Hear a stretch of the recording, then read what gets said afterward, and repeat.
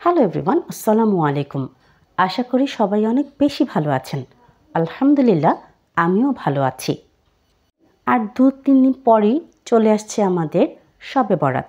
আর এই শবে বরাত উপলক্ষে আমরা কম বেশি সবাই কিছু না কিছু হালুয়া বাসায় বানিয়ে থাকি। আমরা অনেকেই গাজরের বরফি খেয়ে দেখেছি, কিন্তু আজকে আপনারা আমার এই রেসিপিটিকে দেখে একবারের জন্য হলেও ট্রাই করে দেখবেন বাসায়। আর অবশ্যই তার ফিডব্যাক আমাকে জানাবেন কমেন্টের মাধ্যমে আপনাদের কার কেমন লাগলো। আমি এখানে প্রথমে একটি কড়াইয়ের মধ্যে দিয়ে দিয়েছি পরিমাণ মতো তেল। তেল দেওয়ার পরে এখানে আমি 4টি এলাচ ও 4টি দারচিনি দিয়ে দিয়েছি। এলাচ ও দারচিনি থেকে যখন ফ্লেভার ছাড়তে শুরু করবে তখন এখানে আমি দিয়ে দিয়েছি 1 কেজি পরিমাণে গ্রেট করে রাখা গাজর। এবারে গাজরগুলোকে আমি খুব ভালো করে নেড়ে চেড়ে মিশিয়ে নিচ্ছি, আর সেই সাথে ঢেকে দিব যাতে করে সেদ্ধ হয়ে যায়। মিনিট 5 পরে আমি গাজরগুলোকে উল্টে পাল্টে দিচ্ছি। নেড়ে চেড়ে নেওয়ার পরে এ পর্যায়ে এখানে আমি দিয়ে দিব দুধ। আমি এখানে 6 টেবিল চামচ পাউডার মিল্কের সাথে পানি মিশিয়ে একটি মিশ্রণ তৈরি করে নিয়েছি। আপনারা চাইলে এখানে গরুর দুধ ইউজ করতে পারেন 1 লিটার পরিমাণে বা তার চাইতেও বেশি। কিন্তু যখন আমরা এখানে লিকুইড মিল্ক ইউজ করি তখন অনেক সময় লেগে যায় হালুয়াটি তৈরি করতে। এই হালুয়ার মধ্যে কিন্তু আমি সামান্য পরিমাণে লবণও ইউজ করেছি, তাতে করে টেস্ট অনেক বেশি বেড়ে যাবে। Please subscribe to my channel and press the bell icon, তাহলে নোটিফিকেশনটি সবার আগে আপনার কাছে যাবে আর ভিডিওটি সবার আগে আপনি দেখতে পাবেন। এই পর্যায়ে আমি এখানে দিয়ে দিচ্ছি 1 কাপ পরিমাণে চিনি, কারণ গাজর যেহেতু একটি মিষ্টি জাতীয় সবজি, এখানে অনেক বেশি পরিমাণে চিনি লাগবে না। আমি আমার পছন্দ অনুযায়ী দিয়েছি। আপনারা যে যেমন মিষ্টি খেতে ভালোবাসেন তেমনটি দিয়ে নেবেন। চিনি দেওয়ার ফলে যে পানি ছাড়তে থাকে তা দিয়ে কিন্তু আমার এই গাজরের সন্দেশ বা গাজরের হালুয়া খুব ভালো করে কুক হয়ে গেছে, আর চিনি খুব ভালো করে মেল্ট হয়ে মিশে গেছে পুরো হালুয়ার সাথে। এবার এখানে আমি দিয়ে দিচ্ছি কুচি করে রাখা আমন্ড ও পিস্তাচিও, আর সেই সাথে দিয়েছি 2 টেবিল চামচ ঘি।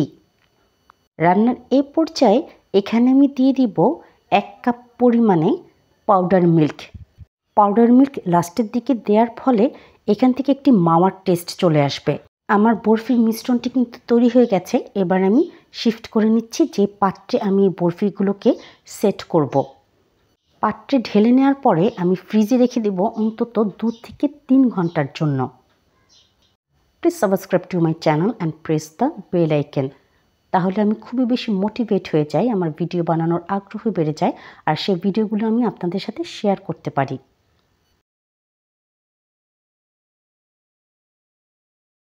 এবার একটি স্প্যাচুলারের সাহায্যে আমি স্প্রেড করে দিচ্ছি যাতে খুব সুন্দর করে প্লেটে সেট হয়ে যায়, আর ফ্রিজে রেখে দেবো 2 থেকে 3 ঘন্টার জন্য।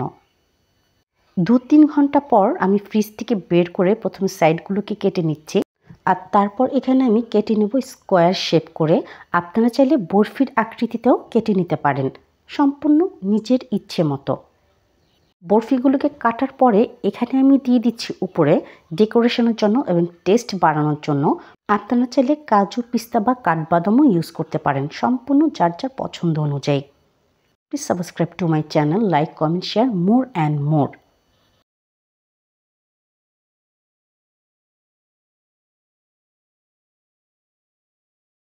এবারে গাজরের বরফিগুলোকে আমি শিফট করে দিচ্ছি একটি সার্ভিং ডিশের মধ্যে। আপনারা এর টেক্সচারটি দেখুন, কি সুন্দর লাগছে দেখতে, আর টেস্টের সাথে কোনো রকম কোনো কথা হবে না, অসাধারণ হয়েছে আলহামদুলিল্লাহ। আপনারা অবশ্যই একবারের জন্য হলেও বাসায় ট্রাই করে দেখবেন আমার এই রেসিপিটি, এবং অবশ্যই আমাকে কমেন্টের মাধ্যমে জানাবেন আপনাদের কেমন লেগেছে, আর আপনারা কে কোন জায়গা থেকে আমার এই ভিডিওটি দেখছেন সেটিও লিখে আমাকে জানাবেন।